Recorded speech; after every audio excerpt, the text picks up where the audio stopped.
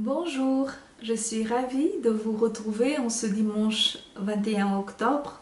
Soyez bénis. Nos textes du jour se trouvent dans Jérémie chapitre 23, versets 9 à 12, puis 15 à 17 et 30 à 32. Puis dans 2 Pierre chapitre 2, versets 1 à 3, 17 à 21. Et enfin dans Matthieu 7, versets 15 à 20. Commençons par lire les textes. Au nom de Jésus, en moi, tout ressort est brisé. Je tremble de tous mes membres. Je deviens comme un ivrogne, un homme pris de vin à cause du Seigneur, à cause de ses paroles saintes. Dans le pays, tous sont adultères. Le pays est en deuil, plein d'imprécations. Les enclos de la lande se dessèchent. Ils n'ont d'empressement que pour le mal et de courage que pour le désordre. Prophètes et prêtres sont des impies. Jusque dans ma maison, je découvre leur méchanceté, oracle du Seigneur. Eh bien, leur chemin devient glissant. Ils s'égarent dans l'obscurité. Ils tombent. Je fais venir sur eux le malheur, l'année où il leur faudra rendre compte. Oracle du Seigneur.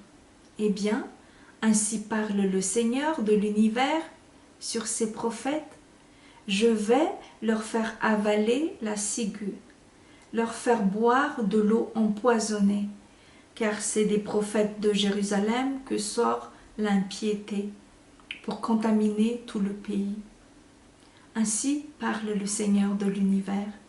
Ne faites pas attention aux paroles des prophètes qui vous prophétisent. Ils vous leurrent. Ce qu'ils prêchent n'est que vision de leur imagination. Cela ne vient pas de la bouche du Seigneur. Ils osent dire à ceux qui méprisent la parole du Seigneur, « Pour vous, tout ira bien ». À quiconque persiste dans son entêtement, le malheur ne viendra pas sur vous. Eh bien, je vais m'en prendre aux prophètes, oracle du Seigneur, les prophètes qui subtilisent mutuellement mes paroles. Je vais m'en prendre aux prophètes, oracle du Seigneur, qui ont la langue enjôleuse et qui débitent des oracles. Je vais m'en prendre aux prophètes qui ont des songes fallacieux, oracle du Seigneur, qui les racontent et qui, par leur fausseté et leur baliverne, égarent mon peuple. Moi, je ne les ai pas envoyés et je ne leur ai rien demandé. Ils ne sont d'aucune utilité pour ce peuple, oracle du Seigneur. Nous lisons dans 2 Pierre, chapitre 2, versets 1 à 3, 17 à 21. Au nom de Jésus, il y eut aussi des faux prophètes dans le peuple. De même, il y aura parmi vous de faux docteurs qui introduiront sournoisement des doctrines pernicieuses, allant jusqu'à renier le Maître qui les a rachetés, attirant sur eux une perdition qui ne saurait tarder. Et beaucoup les suivront dans leur débauche. À cause d'eux, le chemin de la vérité sera l'objet de blasphème, et dans leur cupidité, ils vous exploiteront par des discours truqués. Pour eux, depuis longtemps déjà, le jugement ne chôme pas, et leur perdition ne dort pas. Ces gens sont des fontaines sans eau et des nuages emportés par la bourrasque. Les ténèbres obscures leur sont réservées. En effet, débitant des énormités, pleines de vide, ils appâtent par les désirs obscènes de la chair ceux qui viennent à peine de s'arracher aux hommes qui vivent dans l'erreur. Ils leur promettent la liberté alors qu'eux-mêmes sont esclaves de la pourriture, car on est esclave de ce par quoi on est dominé. Si ceux, en effet, qui se sont arrachés aux souillures du monde par la connaissance de notre Seigneur et Sauveur Jésus-Christ, se laissent de nouveau entortiller et dominer par elles, leur situation devient finalement pire que celle du début. Car il aurait mieux valu pour eux ne pas avoir connu le chemin de la justice que, l'ayant connu, de s'être détournés du saint commandement qui leur avait été transmis. Nous finissons la lecture dans Matthieu 7, versets 15 à 20. Au nom de Jésus, gardez-vous des faux prophètes qui viennent à vous vêtus en brebis, mais qui au-dedans sont des loups rapaces. C'est à leurs fruits que vous les reconnaîtrez. Cueille-t-on des raisins sur un buisson d'épines ou des figues sur des chardons? Ainsi, tout bon arbre produit de bons fruits, mais l'arbre malade produit de mauvais fruits. Un bon arbre ne peut pas porter de mauvais fruits, ni un arbre malade porter de bons fruits. Tout arbre qui ne produit pas un bon fruit, on le coupe et on le jette au feu. Ainsi donc, c'est à leurs fruits que vous les reconnaîtrez. Quelle est l'idée commune à nos textes? Nos textes sont clairs, ils parlent des faux prophètes et des faux docteurs. Alors, la question qu'on doit se poser est comment reconnaître les faux prophètes? Comment discerner les faux docteurs ou les faux enseignants? Mais aussi, comment ne pas devenir un faux prophète et un faux docteur? Peut-être que la première chose qui nous vient à l'esprit est que le faux prophète est celui qui dit une chose qui ne se réalise pas. D'ailleurs, Dieu lui-même dit dans Deutéronome 18, 21, « Peut-être te demanderas-tu comment reconnaîtrons-nous que ce n'est pas une parole dite par le Seigneur. Si ce que le prophète a dit au nom du Seigneur ne se produit pas, si cela n'arrive pas, alors ce n'est pas une parole dite par le Seigneur. » Voilà. Mais, par expérience, nous savons que Dieu peut faire attendre longtemps, très longtemps, après l'annonce d'une prophétie. Donc, quelquefois, ce critère-là ne suffit pas.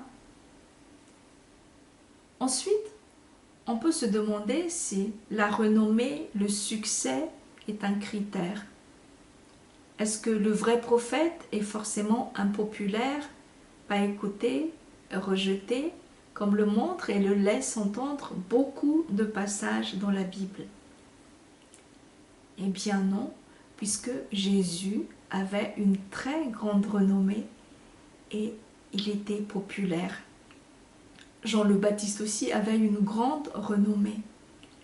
Et donc, on ne peut pas vraiment décider de l'authenticité d'un prophète par sa renommée, sa popularité ou son manque de popularité.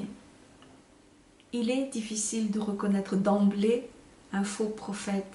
C'est pour cela que la parole dit qu'il faut d'abord écouter ce qu'il dit pour l'analyser. Il faut l'éprouver.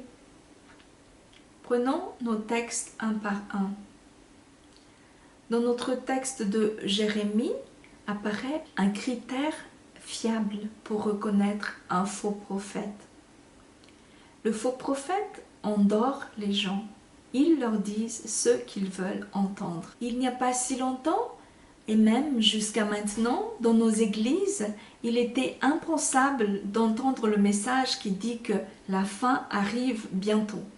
Et le faux prophète est celui qui dit cela. On dit qu'il fait peur aux gens. Notre texte dit le contraire. Le vrai prophète est celui qui réveille les gens et qui dit qu'il est plus que temps de se dépêcher. Mais au contraire, le faux prophète est celui qui dit qu'il n'y a pas le feu au lac et que tout va bien. Mais en fait, la vérité est que avant la question du temps, il y a autre chose qui importe. C'est la conscience d'un Dieu qui attend qu'on lui rende gloire, un Dieu qui peut se fâcher, qui peut permettre le malheur.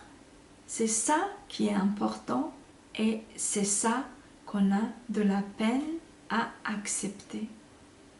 On a de la peine à penser que Dieu peut se fâcher contre nous, que Dieu attend vraiment qu'on le loue, qu'on l'honore comme un Dieu, mais le temps, on est déjà en retard, dépassé depuis très longtemps. À partir du moment qu'on était conscient de notre existence, nous étions déjà supposés rendre gloire à Dieu et faire sa volonté. Et comme nous ne l'avons pas fait, eh bien, nous sommes en retard. Alors oui, il y a de quoi se dépêcher. Oui, il est plus que temps. Et il sera toujours de plus en plus urgent de rendre gloire et se détourner du mal, se tourner vers Dieu. Voilà, c'est parce que beaucoup de gens ne craignent pas Dieu. Ils ne pensent pas que Dieu peut se fâcher. Ils ne pensent pas que Dieu peut demander l'honneur qui lui est dû. C'est pour cela que Dieu envoie des prophètes pour réveiller les gens, pour ouvrir leurs yeux, pour qu'ils voient que oui, Dieu attend qu'on l'honore et qu'on fasse ce qu'il dit.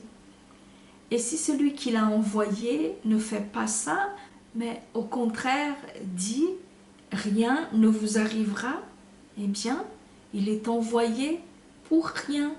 Il est inutile à Dieu. Et le vrai problème, c'est que lui, ce prophète-là, il inciterait par sa faute la colère de Dieu. Et quand Dieu se met en colère, ce n'est jamais bon pour personne, puisque nous sommes tous sur le même bateau, la même planète, la même terre.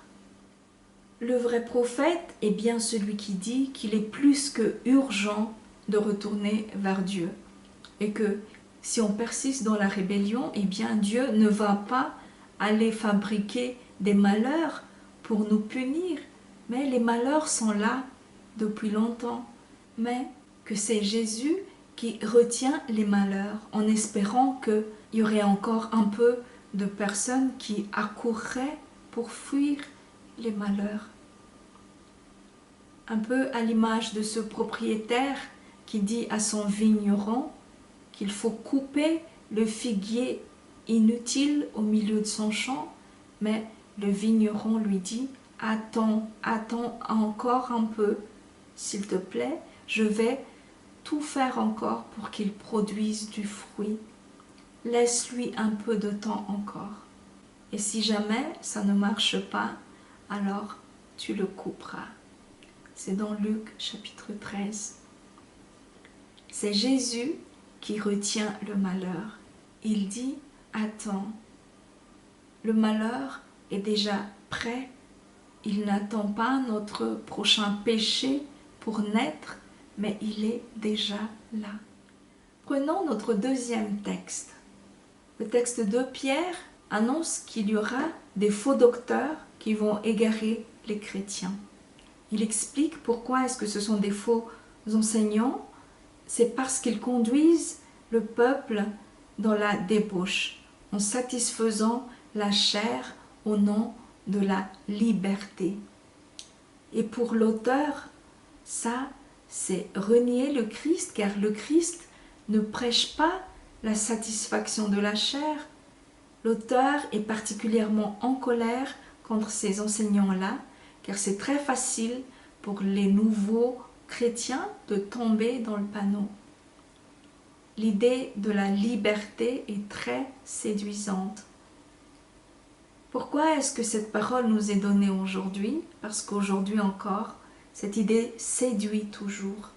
Elle règne dans beaucoup de nos églises. C'est la mauvaise compréhension de la grâce. Pour beaucoup de chrétiens, la grâce, c'est la liberté de faire tout ce qu'on veut au nom de Jésus. On peut pécher et demander pardon, et pécher et demander pardon, et pécher et demander pardon. Alors que La grâce, ce n'est pas cela. Dans le mot grâce, il y a cette dimension de sans prix. C'est sans prix dans le sens que c'est tellement valeureux qu'il n'y a pas de prix qui peut le valoir. Et non, sans prix dans le sens que c'est gratuit. Et donc on peut le dilapider, le jeter, le piétiner. De toute façon, c'est gratuit. Le faux docteur, le faux enseignant est celui qui enseigne faussement la grâce. Celui qui dit, oui, en tant que chrétien, vous n'êtes plus sous la loi, mais sous la grâce. Il n'y a plus de loi qui tienne pour vous. Mais Jésus dit dans Matthieu 5, versets 17 à 18, « Ne croyez pas que je sois venu pour abolir la loi ou les prophètes. Je suis venu non pour abolir, mais pour accomplir. » Et il continue, « Je vous le dis, tant que le ciel et la terre n'auront pas disparu, pas une seule lettre ni un seul trait de lettre ne disparaîtra de la loi avant que tout ne soit arrivé. » Comprendre la grâce, c'est comprendre que pécher n'est pas un droit. Comprendre la grâce, c'est comprendre qu'on ne peut pas faire le même péché plusieurs fois et demander pardon plusieurs fois et se sentir bien. Comprendre la grâce, c'est forcément avancer dans son combat contre le péché et ne pas se plaire dans le péché en restant dans le même péché pendant longtemps. Voilà, le bon enseignant, le bon docteur est celui qui dit qu'il ne faut pas mépriser la loi. Comme le dit Jésus dans Matthieu 5 toujours, celui qui observera les plus petits commandements et qui enseignera à les observer, celui-là sera appelé grand dans le royaume des cieux. Et c'est le même Jésus qui dira à la femme adultère, « Je ne te condamne pas, va et ne pêche plus. » Regardons maintenant le troisième texte. Dans le texte de Matthieu 7, le faux prophète sont comparés à des loups rapaces. Le loup se cache dans l'apparence de brebis. Si le serviteur inutile a pu quand même être envoyé par Dieu, mais que seulement il ne fait pas bien le travail pour lequel il a été envoyé, le loup, lui, n'a pas été envoyé. Il n'a pas été envoyé par le maître, mais c'est un voleur. Il mange la viande des brebis du propriétaire. C'est d'eux que Jésus parle quand il dit « Je vous le dis, celui qui n'entre pas par la porte de la bergerie, mais qui y monte par ailleurs, c'est un voleur et un brigand. » Nous passons sur le fait que beaucoup occupent la fonction de pasteur, de leader spirituel pour le salaire.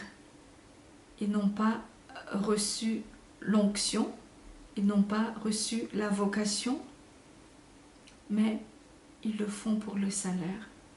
Mais voilà, la vraie question est, est-ce que tous sont appelés à être pasteurs, leaders spirituels?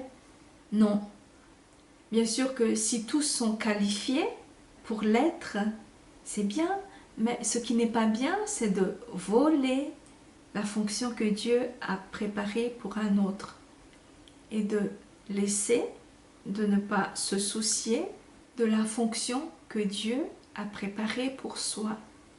Ce qu'il faut, c'est croire que Jésus a un plan précis pour chacun, pour chaque famille, pour chaque église, pour chaque nation, ainsi de suite.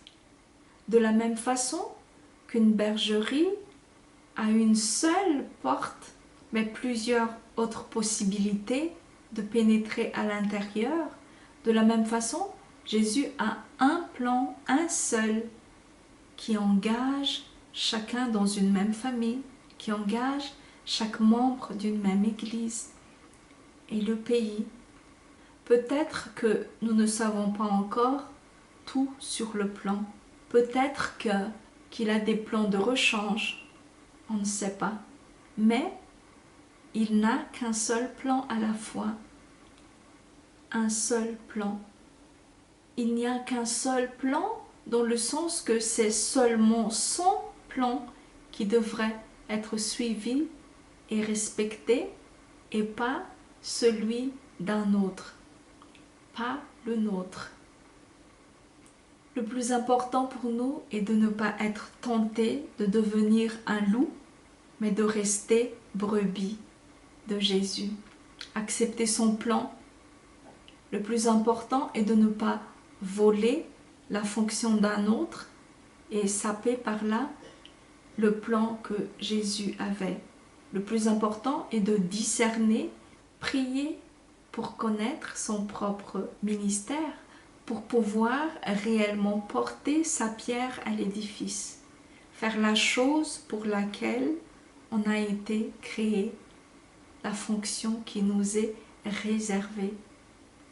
Il nous faut être attentif à son plan et ne rien faire par envie, par jalousie, par cupidité et parfois aussi par excès de zèle, c'est-à-dire faire quelque chose à tout prix sans prendre le temps de réfléchir.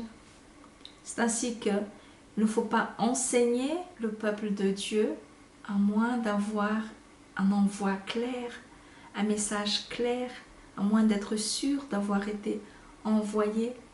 La parole dit, mes frères, qu'il n'y ait pas parmi vous un grand nombre de personnes qui se mettent à enseigner, car vous savez que nous serons jugés plus sévèrement. C'est dans Jacques chapitre 3 verset 1. Voilà, ne pas enseigner à moins d'avoir reçu l'ordre de la part de Jésus. Par contre, il faut que ceux qui ont été envoyés pour enseigner se lèvent pour ne pas faire attendre le maître. Il faut qu'ils enseignent, mais qu'ils enseignent seulement ceux qui veulent bien être enseignés.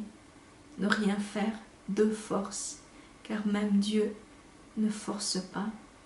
Dieu ne force pas, mais il est généreux en amour. Alors, bon courage à tous et persévérons dans l'amour de Dieu. Comme la pluie tombant